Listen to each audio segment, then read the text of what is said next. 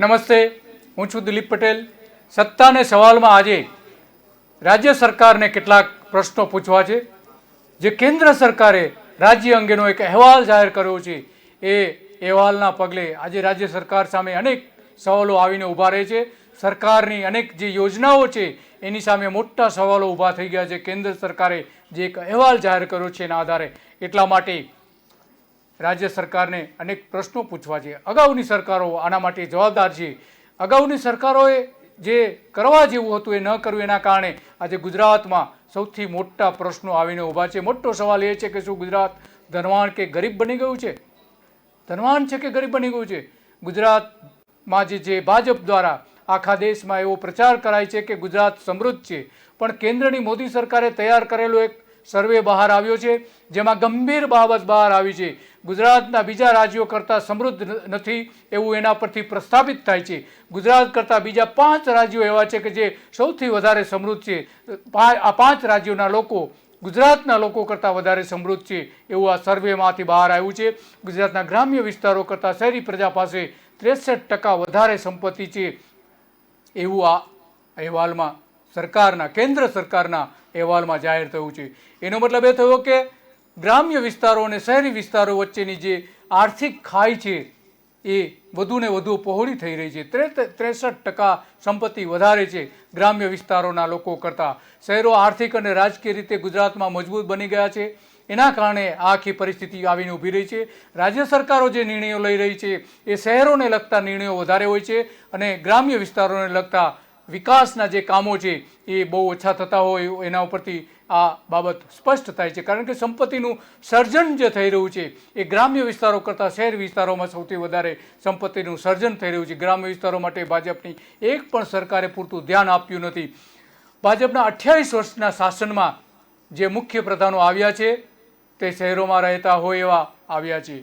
મોટા ભાગના જે મુખ્ય પ્રધાનો આવે તે શહેરી વિસ્તારોના મુખ્ય પ્રધાનો આવ્યા છે. કેશુભાઈને અમુક અંશે બાદ કરી શકાય. એમનો જન્મ અને ઉછેર ગામડાઓમાં થયો હતો, પરંતુ એ રહેતા હતા તો રાજકોટમાં જ, એટલે એ પણ એક શહેરી વિસ્તારના જ મુખ્ય પ્રધાન ગણી શકાય. એ ભલે તાલુકા કક્ષાના વિધાનસભાના વિસ્તારોમાંથી ચૂંટાતા હતા, પરંતુ ભારતીય જનતા પાર્ટીના તમામ જે મુખ્ય પ્રધાનો છે એ શહેરી વિસ્તારોમાંથી આવતા રહ્યા છે. તેથી ગ્રામ્ય પ્રજા પરેશાન છે. આ બધાની વચ્ચે ગુજરાત સમૃદ્ધ છે એવો પ્રચાર આખા દેશમાં કરવામાં આવે છે. 2013માં આવો પ્રચાર કરવામાં આવ્યો હતો અને એના આધારે ગુજરાતમાંથી વડાપ્રધાન આખા દેશને મળ્યા હતા અને વડાપ્રધાન નરેન્દ્ર મોદીએ આ જ પ્રચાર કર્યો હતો કે ગુજરાત એ સમૃદ્ધ રાજ્ય છે, ગુજરાત એ આખા દેશનું મોડેલ છે. પણ હકીકતો તો કંઈ જુદી જ છે. કેન્દ્ર સરકારે આ મહિને એક સર્વે કરેલો બહાર પાડ્યો છે. એ સર્વેના અહેવાલમાં ગુજરાતના લોકો પાસે બીજા રાજ્યોના લોકો કરતાં ઓછી સંપત્તિ હોવાનું પણ એમાંથી સ્પષ્ટ થાય છે. આ બતાવે છે કે ગુજરાતમાં જે વિકાસ થયો છે બ્રહ્મજાળ પાથરવામાં આવી છે. વાસ્તવમાં ગુજરાતના લોકો અન્ય રાજ્યો કરતાં ઓછી સંપત્તિ ધરાવે છે.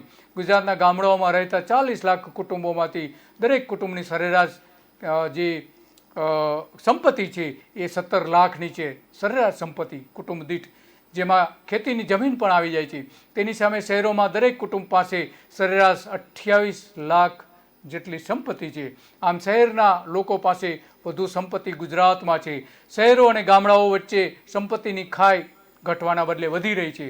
આ એક જ કારણ છે કે લોકો સંપત્તિનું સર્જન કરવા માટે શહેરોમાં આવી રહ્યા છે, શહેરો તરફ હિજરત કરે છે, ગ્રામ્ય વિસ્તારો છોડીને શહેરોમાં હિજરત કરે છે, જેનો રાજકીય લાભ મૂડીવાદી વિચારો ધરાવતા ભારતીય જનતા પક્ષને મળી રહ્યો છે. શહેરની પ્રજા પાસે 84 વિધાનસભાની બેઠકો છે, 84 ધારાસભ્યો ચૂંટીને મોકલે છે. એ એની મોટી તાકાત બની જાય છે વિધાનસભામાં, જેમાં મોટો હિસ્સો મૂડીવાદી ભાજપના ધારાસભ્યો પાસે હોય છે. લગભગ 10% જ બીજા પક્ષો પાસે હોય છે. બાકી 90% તો ભારતીય જનતા પાર્ટીના ધારાસભ્યો શહેરી વિસ્તારના હોય છે. બીજા પક્ષોનું પ્રભુત્વ શહેરોમાં નથી. અને એટલા માટે ગુજરાતમાં જે આર્થિક અસમાનતા ઊભી થઈ છે એના માટે સૌથી વધારે જો જવાબદાર હોય તો એ ભારતીય જનતા પાર્ટીની મૂડીવાદી વિચારધારા જવાબદાર છે. ગામડા અને શહેરોમાં સંપત્તિની માલિકીમાં મોટી અસમાનતા ઊભી થવાનું મૂળ કારણ આ મૂડીવાદ છે, મૂડીવાદી પક્ષો છે.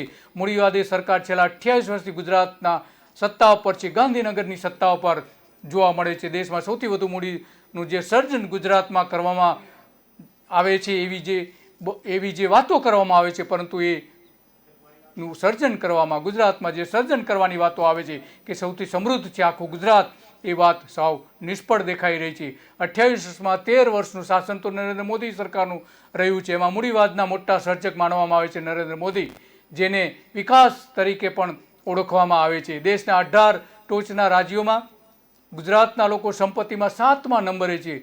18 રાજ્યોમાંથી 7મા નંબરે ગુજરાતના લોકો સંપત્તિમાં 7મા સ્થાને છે. એનો મતલબ એ થયો કે 6 રાજ્યો એવા છે કે જે ગુજરાતથી આગળ સંપત્તિ સર્જનમાં ગુજરાતથી આગળ છે, એવું કેન્દ્ર સરકારનો પોતાનો રિપોર્ટ આ કહી રહ્યું છે. ગુજરાત સરકાર ગુજરાતની જે પ્રજા છે એ 6 રાજ્યોની ગ્રામ્ય પ્રજા કરતાં વધારે સંપત્તિ ધરાવે છે. આમ ગુજરાતના ગામડાઓ સુખી નથી એવું સ્પષ્ટ થાય છે. હકીકત એ છે કે દેશમાં ગુજરાતના લોકો પાસે સંપત્તિ ઓછી છે. ગુજરાતની આગળ હરિયાણા, કર્ણાટક, કેરાલા, મહારાષ્ટ્ર, રાજસ્થાન, પંજાબના ગ્રામ્ય પ્રજા પાસે ગુજરાતના ખેડૂતો કરતાં સૌથી વધારે સંપત્તિ છે. ગુજરાતના શહેરોમાં સરેરાશ એક કુટુંબ પાસે 28 લાખની સંપત્તિ છે, જે ગ્રામ્ય વિસ્તારોમાં કરતાં 62% વધારે છે. એટલે કે શહેરના લોકો જે છે 62.78% વધારે સમૃદ્ધિ ધરાવે છે ગ્રામ્ય વિસ્તારો, ગુજરાતના ગ્રામ્ય પ્રજા કરતાં પણ. શહેરોમાં દેશના બીજા રાજ્યો કરતાં સંપત્તિ ધરાવવાની સ્થિતિ સારી નથી. શહેરોની પ્રજા પાસે સરેરાશ 28 લાખ રૂપિયાની મિલકતો છે. તેનાથી વધારે સંપત્તિ ધરાવતા હોય એવા 4 રાજ્યો છે ગુજરાતમાં. શહેરોની વાત આવે છે ત્યારે 4 રાજ્યો છે, અને ગ્રામ્ય વિસ્તારોમાં 7 રાજ્યો આગળ છે ગુજરાત કરતાં સંપત્તિના સર્જનમાં, વ્યક્તિ દીઠ સંપત્તિ સર્જનમાં. આ જે 4 રાજ્યો છે શહેરી વિસ્તારોમાં જે આગળ છે, એ 4 રાજ્યો ગુજરાત કરતાં જે 4 રાજ્યો આગળ છે એમાં હરિયાણા, કેરાલા, મહારાષ્ટ્ર અને રાજસ્થાન. ઇવન રાજસ્થાન પણ ગુજરાતથી આગળ છે. ગુજરાતના શહેરી લોકો પાસે જે સંપત્તિ છે એના કરતાં વધારે સંપત્તિ આ 4 રાજ્યોમાં છે. મહારાષ્ટ્ર, રાજસ્થાન, પંજાબ જેવા 4 રાજ્યો એવા છે કે જે ગુજરાતની પ્રજા કરતાં પણ સૌથી વધારે સંપત્તિ જોવા મળે છે. ગુજરાતમાં શહેરી પ્રજાની વસ્તી જે છે એ 3 કરોડની આસપાસ માનવામાં આવે છે, અને આ 3 કરોડમાંથી 1 કરોડ તો માત્ર અમદાવાદ અને સુરતના શહેરોમાં પ્રજા વસે છે, શહેરી પ્રજા વસે છે. આમ સ્પષ્ટ જોવા મળે છે કે મૂડીવાદી ભાજપ સરકારો દાવો કરતી આવી છે કે ગુજરાત આખા દેશમાં સમૃદ્ધ રાજ્ય ગણવામાં આવે છે, પરંતુ એવું નથી. ગુજરાત કરતાં 5 રાજ્યોની પ્રજા વધારે સમૃદ્ધ છે. આ વાત કોઈ વિરોધ પક્ષ દ્વારા જાહેર કરવામાં આવી નથી, પરંતુ કેન્દ્રની મૂડીવાદી ભાજપની સરકાર, નરેન્દ્ર મોદીની સરકારે આ અહેવાલ જાહેર કર્યો છે. ગુજરાતના દરેક કુટુંબ પાસે સરેરાશ 17.28 લાખની સંપત્તિ છે. સરેરાશ ગુજરાતના દરેક કુટુંબ પાસે. દિલ્હીમાં દરેક કુટુંબ પાસે 1.65 કરોડની સંપત્તિ છે. હરિયાણામાં 45 લાખની સંપત્તિ છે સરેરાશ દરેક કુટુંબ પાસે. હિમાચલમાં 36 લાખ છે. કાશ્મીરમાં 42 લાખની સંપત્તિ દરેક કુટુંબ દીઠ છે. કાશ્મીર કરતાં પણ ગુજરાત પાછળ છે. લગભગ અડધી સંપત્તિ ગુજરાતની પ્રજા પાસે છે. કેરાલામાં 24 લાખની સંપત્તિ દરેક કુટુંબ દીઠ છે. મહારાષ્ટ્રમાં 21 લાખ છે. મેઘાલયમાં 32 લાખ સંપત્તિ દરેક કુટુંબ દીઠ છે. રાજસ્થાનમાં 19 લાખ સંપત્તિ દરેક કુટુંબ દીઠ છે. ઉત્તરાખંડમાં 38 લાખ જેટલી સંપત્તિ જોવા મળે છે. આંદામાન નિકોબાર ટાપુ જે છે એમાં 20 લાખ સંપત્તિ દરેક કુટુંબ દીઠ છે, પરંતુ ગુજરાતમાં 17 થી 18 લાખની સંપત્તિ જોવા મળે છે. આમ આ જે સંપત્તિ જોવા મળે છે, સંપત્તિનું સર્જન છે, એ ગુજરાત કરતાં બીજા રાજ્યોમાં સૌથી વધારે જોવા મળી રહ્યું છે. આપણે જોઈએ સુરતના પત્રકાર વંદન ભલાણી કે શું કહી રહ્યા છે આના સંદર્ભમાં. કેન્દ્ર સરકાર દ્વારા કરવામાં આવેલા આ સર્વેમાં જાણવા મળ્યું છે કે 2012માં જે ગ્રામીણ લોકોનું દેવું 30 થી 32 હજારની વચ્ચે હતું, તેઓનું દેવું વધીને 2019-20 દરમિયાન 60 હજારને નજીક પહોંચવામાં આવ્યું છે. ત્યારે દેશભરમાં એક નોટબંધી દરમિયાન એક ખૂબ માહોલ જગાડવામાં આવેલો હતો કે આ નોટબંધીથી નાના અને ગરીબ લોકોને ખૂબ ફાયદો થવાનો છે, કાળું નાણું બધું બરબાદ થઈ જશે. પરંતુ આની અસર ખાસ કરીને નાના વર્ગને જ ગંભીર અસરો પડી હોય એવું લાગી રહ્યું છે. સાથે સાથે શહેરી વિસ્તારોના સર્વેમાં પણ કહેવામાં આવ્યું છે કે 42% દેવું વધી ગયું છે. અને ગુજરાતના જે લોકો છે એમણે નોટબંધી દરમિયાન અને ડિજિટલ ઇન્ડિયાના માધ્યમ દરમિયાન બેંક ખાતાઓ ખોલાવવામાં પાછીપાની કરી નહોતી. નાના બાળકોના પણ શાળાઓ દ્વારા ખાતાઓ ખોલવામાં આવ્યા હતા. તેમ છતાં હજુ પણ ગુજરાત ટોપ 5માં પ્રવેશી શક્યું નથી. લોકોના ખાતા તો ખુલ્યા છે, પણ તેમાં નાખવાની સહાય કે તેઓને મળવાપાત્ર અનેક સરકારી મદદો હજી કદાચ મળી ન શકી હોય. તેના કારણે જ આ બેંક ખાતાઓ તો ખુલી ગયા, પણ બેંક ખાતામાં તેમની અમાઉન્ટ પહોંચી નથી. સાથે સાથે એક અગત્યની વાત એ છે, ગુજરાતમાં ખેડૂતોની સંખ્યા બહુ બહોળી છે. દેશના ઘણા રાજ્યોમાં સરકાર દ્વારા માનવતાનો અભિગમ દાખવીને ખેડૂતોની દશા સુધારવા માટે દેવા માફીની જાહેરાતો કરવામાં આવી છે અને ઘણા ખેડૂતોને આનો લાભ પણ મળી ચૂક્યો છે. ત્યારે ગુજરાતમાં પણ આ દેવા માફીની જાહેરાતો ચૂંટણી પહેલા કરવામાં આવે છે. ચૂંટણી પછી આ દેવા માફીઓની જરૂરિયાત નથી તેવા સર્વે લાવીને આ દેવા માફીની વાતને ફગાવી દેવામાં આવી છે દર વખતે.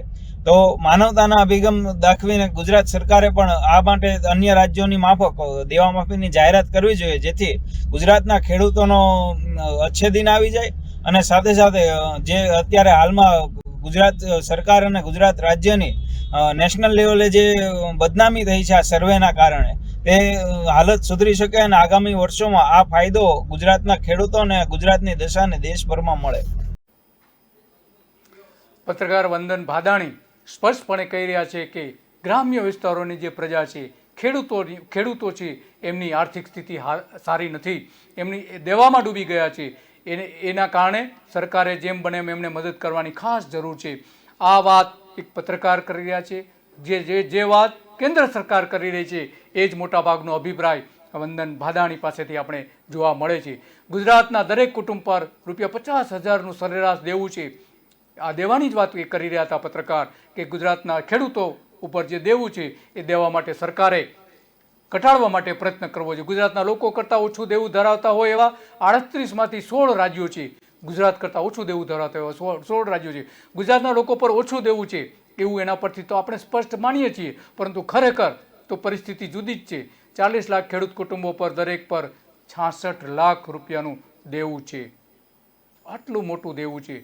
વંદન પોતે પણ ખેડૂતની વાત જે કરી રહ્યા છે એ આના ઉપરથી એક સ્પષ્ટ મળે છે કે કેન્દ્ર સરકાર જે વાત કરે છે એ જ ગુજરાતમાં જોવા મળે છે. ખેડૂત નથી એવા લોકો પર 26,000નું સરેરાશ દેવું છે. ગુજરાતમાં સ્વરોજગારીથી કમાતા હોય એવા કુટુંબોની સંપત્તિ 47 લાખ છે.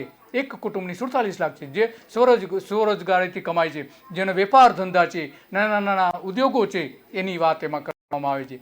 2 લાખ એમના પર દેવું છે.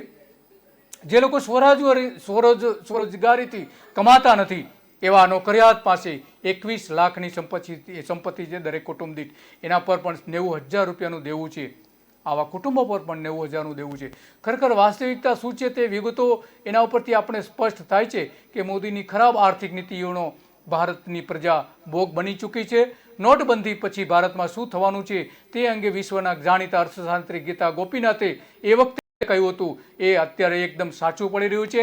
દેશના વડાપ્રધાન નરેન્દ્ર મોદીએ કઈ રીતે બરબાદ કરી નાખ્યો છે, દેશને આર્થિક રીતે કઈ રીતે બરબાદ કર્યો છે, એનો પોતાની જ સરકારનો જે સર્વે અહેવાલ જાહેર થયો છે એમાં સ્પષ્ટપણે સાબિત થયું છે. વિશ્વ બેંકે 23 જાન્યુઆરી 2020ના દિવસે ભારતને વિકાસશીલ દેશમાંથી દૂર કરી દીધો હતો, 2020માં દૂર કરી દીધો હતો અને પાકિસ્તાનની હરોળમાં ભારતને મૂકી દીધો છે. એ સીધું જ અત્યારે ગુજરાતની પ્રજામાં જોવા મળી રહ્યું છે. આટલી ખરાબ હાલત થવાની છે તે ગીતાએ અગાઉ વાત કરી હતી, પરંતુ ત્યારની સરકાર, મૂડીવાદી સરકારે સમજી શકી ન હતી. નોન બેન્કિંગ નાણાકીય ક્ષેત્રમાં નરમાઈ અને ગ્રામીણ આવકમાં નબળા વિકાસને કારણે ભારતના આર્થિક વિકાસ દરમાં અંદાજો પણ ઓછા હવે જાહેર થઈ રહ્યા છે. એ આર્થિક નબળી પરિસ્થિતિ બતાવે છે. ગુજરાતના સ્થાપના દિને 1 મે 2003માં મુખ્યપ્રધાને વચન આપ્યું હતું કે ગુજરાતમાં નર્મદા કેનાલ આવતાની સાથે ગુજરાતના ખેડૂતો રૂપિયો વાવશે અને ડોલર મેળવશે, પરંતુ રૂપિયો ક્યાંય દેખાતો નથી. ડોલર તો ક્યાંય પણ નજરમાં પણ આવતો નથી. આજે 18 લાખ હેક્ટર વિસ્તારમાં નર્મદાથી સિંચાઈ થવી જોઈતી હતી પરંતુ થઈ શકતી નથી. માત્ર 3 લાખ હેક્ટરમાં સિંચાઈ થાય છે. આ સૌથી મોટી નિષ્ફળતા છે અને ગુજરાતનું જે આર્થિક અધોપતન થયું છે એની પાછળનું મુખ્ય કારણ આ છે કે મોટું મૂડી રોકાણ નર્મદા યોજના પાછળ કર્યું છે, પરંતુ એનું જે વળતર મળવું જોઈએ, સિંચાઈમાં જે વળતર મળવું જોઈએ મળી શક્યું નથી. માત્ર જે સારું કામ થયું છે પીવાના પાણી માટે થયું છે કંઈ અમુક અંશે, પરંતુ એ પણ 50% જ કામ થયું છે. તમામને શૌચાલય આપવાની વાત હતી, ઓપ્ટિકલ ફાઇબર નાખવાની જાહેરાતો કરવામાં આવી હતી, પરંતુ ગુજરાતમાં નથી. એના કારણે બેકારી અને ગરીબી વધી છે. ભારતને બદલી નાખવાનું જે વચન આપવામાં આવ્યું હતું નરેન્દ્ર મોદી દ્વારા, એ અત્યારે કોઈ જગ્યાએ સ્પષ્ટપણે જણાતું નથી.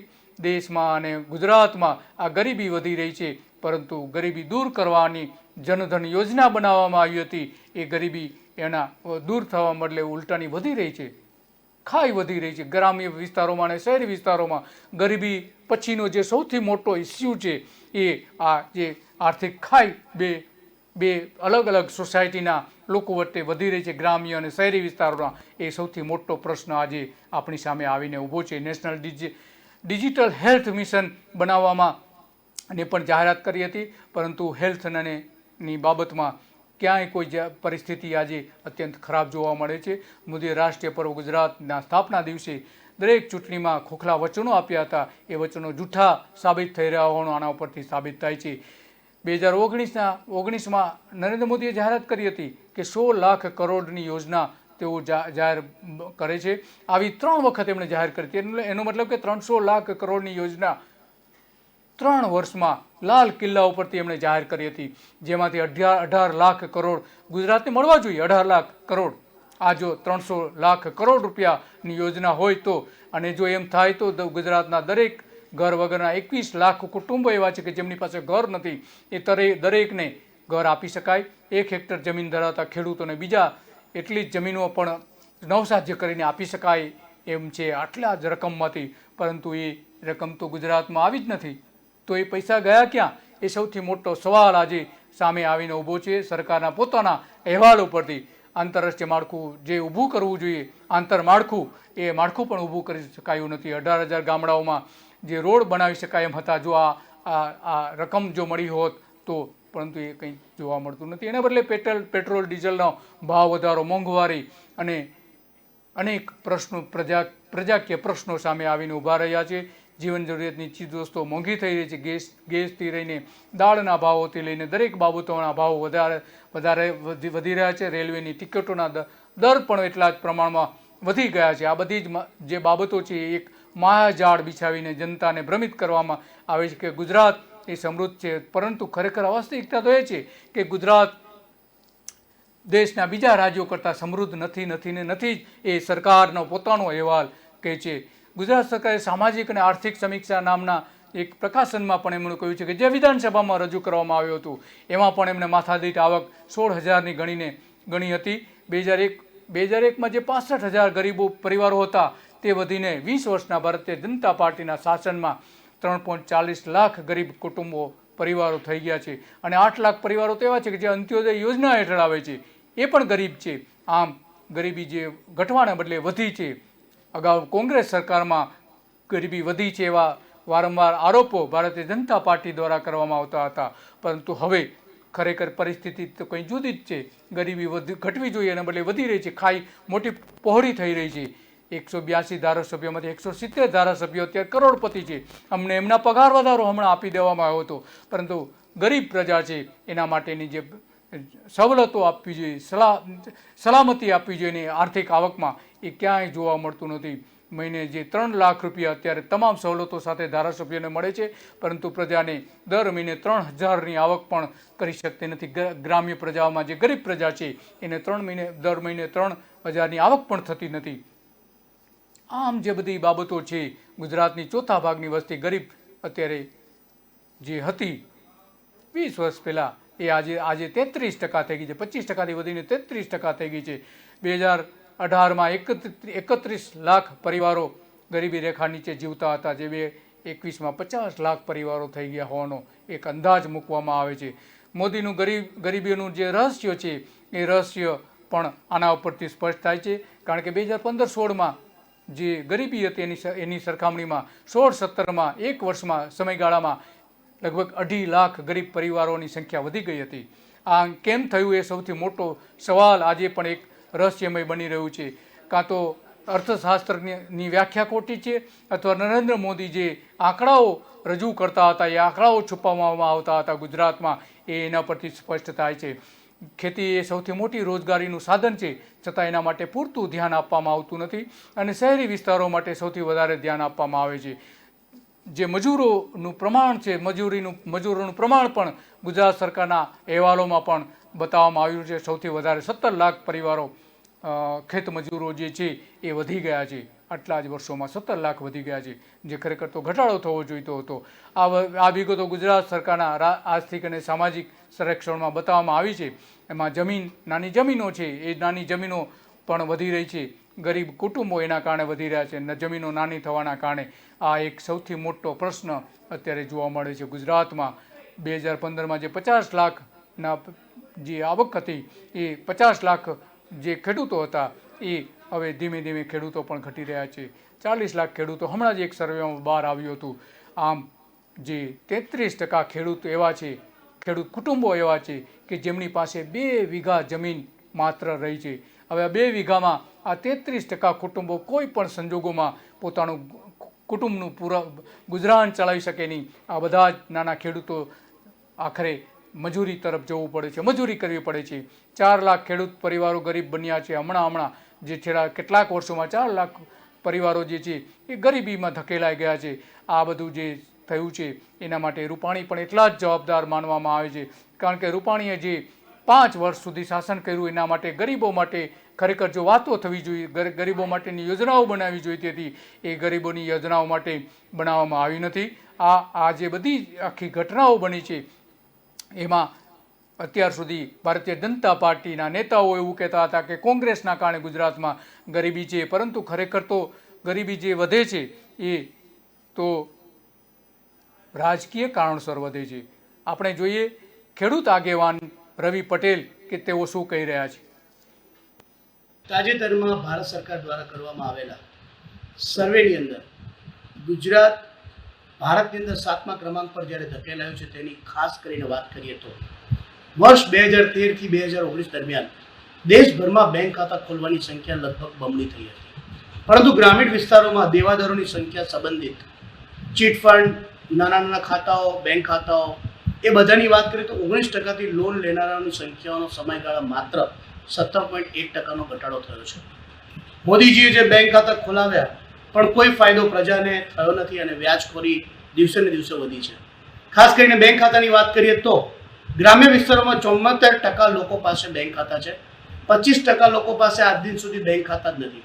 18 રાજ્યોની અંદર વાત કરીએ તો 12 રાજ્યોના લોકો પાસે ગુજરાત કરતાં વધુ બેંક એકાઉન્ટ છે. પોસ્ટની વાત કરીએ તો 2.7% લોકો પાસે જ માત્ર ગુજરાતની અંદર પોસ્ટના ખાતાઓ છે. 18મીથી 11 રાજ્યો પ્રજાએ પોસ્ટ ઓફિસના બચતમાં વધારે બચત કરી છે, જ્યારે ગુજરાતની અંદર દિવસે ને દિવસે બચત ઓછી થતી જાય છે. માત્ર ગ્રામીણ વિસ્તારોની જ આ પરિસ્થિતિ નથી, પણ શહેરી વિસ્તારની અંદર પણ ખૂબ જ કપરી પરિસ્થિતિ અત્યારે જોવા મળી છે. ત્યારે 8% પરિવારો કે જેમને 2019ની અંદર જે રીતે લોન લઈને પોતાનું જે કોઈ બી દૈનિક કામ હોય અથવા ઘરકામ જે કંઈ બી છે અથવા જે બી જરૂરિયાતો છે એને જ્યારે એમણે પૂરી કરી હતી, ત્યારે આજે all India credit and investment survey અનુસાર ગ્રામીણ પરિવારનું સરેરાશ દેવું 2012ની અંદર 35,522 રૂપિયા હતું, ત્યારે આજે 2018 સુધીના જે આંકડાઓ આપણી પાસે ઉપસ્થિત છે તે પ્રમાણે જોઈએ તો 59,748 રૂપિયા સુધીનું દેવું આજે થયું છે. એટલે કે ખાસ કરીને વાત કરીએ કે 35,522નું જે દેવું છે એ અત્યારે 59,748 એટલે ખૂબ જ દેવું પર વ્યક્તિ દીઠ પણ વધ્યું છે. ત્યારે આપણું જે ગુજરાત છે એ દૂધ ઉત્પાદકોનું ગુજરાત છે. 28 લાખથી વધારે દૂધ ઉત્પાદક બહેનો છે. ત્યારે એક નાનો એક્ઝામ્પલ આપને આપું કે વર્ષ 2014ની અંદર અમૂલ ગોલ્ડનું જે દૂધ છે 25 રૂપિયામાં વેચાતું હતું, તે આજે 7 વર્ષ પછી એટલે કે 2021ની અંદર એ દૂધ 28 રૂપિયામાં વેચાય, એટલે કે માત્ર 3 જ રૂપિયાનો ભાવ વધારો કરવામાં આવ્યો છે. ત્યારે પેટ્રોલ, ડીઝલ અને તમામ ચીજ વસ્તુઓનો જે વધારો છે, જે ફુગાવો છે, એ આપણે સૌ જાણીએ છીએ. ગુજરાત એ ભારતની અંદર 7મા ક્રમાંક પર ધકેલાયું છે કે જેની અંદર પર પરિવાર પાસે જે સ્થાવર મિલકતો છે એની અંદર 7મા ક્રમાંક પર ગયું છે અને બચત ઘટી છે અને દેવું વધ્યું છે. ભારત સરકારનો જે આ અહેવાલ છે, ઓલ ઇન્ડિયા ડેટ ઇન્વેસ્ટમેન્ટ સર્વે 2019નો અહેવાલ છે કે જે આ જ મહિનામાં થોડા દિવસ પહેલાં જ જાહેર કરવામાં આવ્યો છે. એના આધારે આખી આજે ગુજરાતની જે છે આર્થિક અને સામાજિક વ્યવસ્થા હચમચાવી નાખે એવો આ અહેવાલ છે.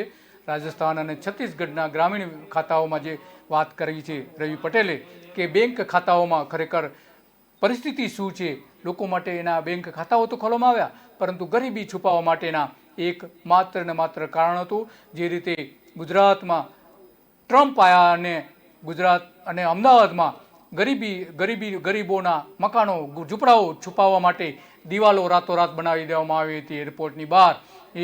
એ બતાવે છે કે ગરીબોને ઢાંકવા માટે, ગરીબીને ઢાંકવા માટે ગુજરાત સરકાર ઘણું બધું કરી રહી છે. આ દિવાલો બનાવી રહી છે પરંતુ ગરીબી દૂર થાય એ માટેના કોઈ જ પરિણામો લાવવા માટેનું સક્ષમ દેખાતું નથી.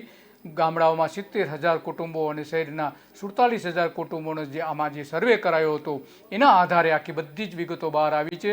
રવિ પટેલ એવું સ્પષ્ટ કરે છે કે વ્યાજખોરો તરફથી કોઈ જ રાહત આપવામાં આવી નથી.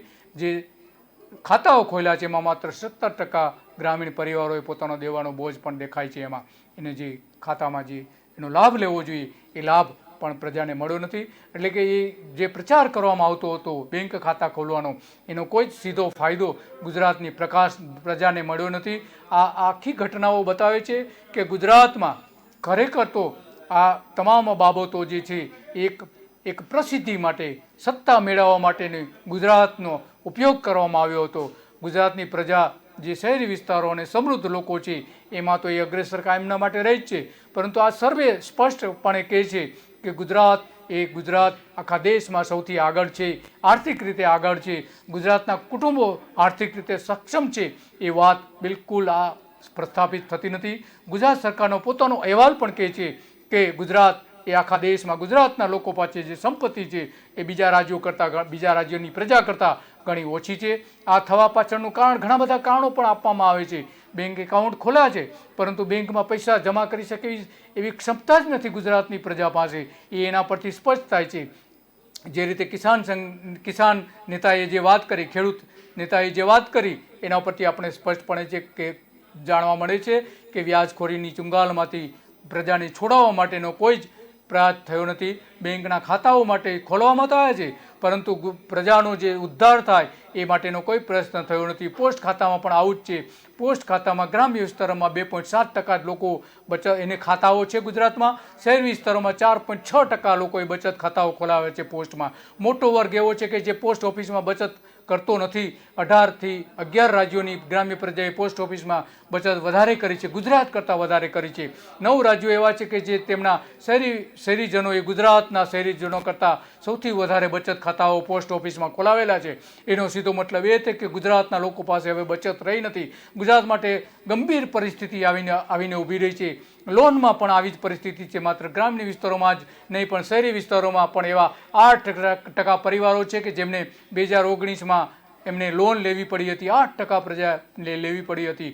લોન વિસ્તારમાં કોઈ જ સુધારો પણ કરવામાં આવ્યો નથી. All India credit and investment survey અનુસાર ગ્રામીણ પરિવારોમાં સરેરાશ દેવું છે 2012માં 32,000 હતું. સરેરાશ દેવું પરિવાર દીઠ જે હતું એ 32,000 હતું. તે જે 2018માં વધીને 59,000 લગભગ 60,000ની આસપાસ થઈ ગયું છે. 2 ગણું દેવું વધી ગયું છે ગ્રામીણ પરિવારોમાં. આજે આવી આર્થિક હાલત આવીને ઊભી છે. એ ચિંતા ઉપજાવે એવી પરિસ્થિતિ છે આખા ગુજરાતમાં, આખા દેશમાં. જે આ વધારો થયો છે શહેરી પરિવારોનો આ જ સમયગાળા દરમિયાન 42% દેવું વધ્યું છે. 1.20 લાખ રૂપિયાથી થોડું વધી ગયું છે. 1.20 લાખ દરેક પરિવાર દીઠ શહેરી વિસ્તારોમાં દેવું વધી ગયું છે. આ અત્યંત ચિંતાજનક બાબત છે. 2012 થી 2018ની વચ્ચે સરેરાશ દેવું 84% વધ્યું છે. એટલે કે ભારતીય જનતા પાર્ટીની મૂડીવાદી સરકાર આવ્યા પછી જે વધારો થયો છે એ વધારો 84%નો વધારો થયો છે. આ અત્યંત ચોંકાવનારી ઘટના છે, ચોંકાવનારી બાબત છે. સરકારે વહેલી તકે આર્થિક સુધારાઓ લાવીને પ્રજામાં આર્થિક પ્રગતિ થાય એ માટેના પ્રયત્નો કરવા જોઈએ. ગુજરાતને સૌથી આગળ લાવવા માટેનો પ્રયત્ન કરવો જોઈએ. 31% વધીને 35% કુટુંબો દેવાદાર થઈ ગયા છે. જે પહેલાં 31% 35% દેવાદાર કુટુંબો થઈ ગયા છે. શહેરીઓનું પ્રમાણ જે 42% વધ્યું છે એ પણ અત્યંત ચિંતાજનક બાબત છે. કારણ કે દરેક શહેરના દરેક નાગરિક, દરેક કુટુંબ દીઠ 1.20 લાખનું દેવું અત્યારે જોવા મળે છે. 22% કુટુંબો દેવામાં ડૂબી ગયા છે. કેટલાક રાજ્યોમાં દેવામાં 200%નો વધારો થયો છે. કુટુંબનું દેવું વધીને 75 લાખ કરોડ થઈ ગયું છે. કુલ મળીને બધું જ મળીને એમાં અગાઉની નાણાકીય વર્ષમાં જે 73 લાખ કરોડ હતું, આમ કુટુંબો દેવામાં ડૂબી ગયા છે. એમાં ખાસ કરીને કોરોના આવી ગયા પછી આર્થિક હાલત અત્યંત ખરાબ થઈ ગઈ છે. ગુજરાત અને હરિયાણા સહિતના 5 રાજ્યોમાં ગ્રામીણ પરિવારો માટે દેવું અને સંપત્તિનો ગુણોત્તર છે બમણો થઈ ગયો છે. ગુણોત્તર દેવું અને સંપત્તિના પ્રમાણમાં આ જ રીતે મુંબઈથી લઈને મહારાષ્ટ્રમાં પણ આ જ પરિસ્થિતિ છે જે ગુજરાતમાં ઊભી થઈ છે. પરંતુ ગુજરાતમાં ચિંતાજનક સ્થિતિ સૌથી વધારે જોવા મળી રહી છે. એમાં જે આખી બાબતો સામે આવે છે એ બાબતોમાં સૌથી વધારે આ બાબત જોવા મળી રહી છે. એટલા માટે ગુજરાતની પ્રજા માટે વહેલી તકે હાલની સરકાર, જે નવી સરકાર આવી છે, એની જવાબદારી વધી જાય છે. આ જે જવાબદારી વધી છે એના કારણે ગુજરાતની પ્રજાને વહેલી તકે રાહત પણ આપવી જોઈએ. પરંતુ એ રાહત આપવા માટેની વ્યવસ્થિત આર્થિક નીતિ બનાવવાની જરૂર છે. માત્ર ને માત્ર શહેરી વિસ્તારો પૂરતું ધ્યાન જે ભારતીય જનતા પાર્ટીની મૂડીવાદી સરકાર આપી રહી છે એના બદલે ગ્રામ્ય વિસ્તારોમાં ધ્યાન આપવાની ખાસ જરૂર છે. એ જે આપણે અગાઉ પત્રકાર અને ખેડૂત આગેવાન પાસેથી જે કહે છે એ જ ગુજરાતની મોટાભાગની પ્રજા કહી રહી છે. નમસ્તે.